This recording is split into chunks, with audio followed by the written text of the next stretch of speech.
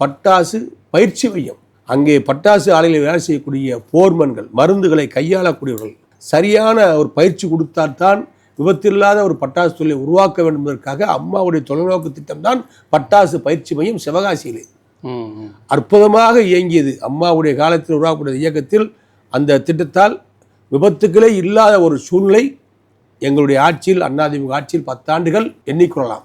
இன்றைக்கு விபத்துக்கள் தொடர்ந்து நடக்குதுன்னு சொன்னால் அந்த பட்டாசு பயிற்சி மையம் என்பது போய் பாருங்க, கேலிக்குரியதாக இருக்கிறது.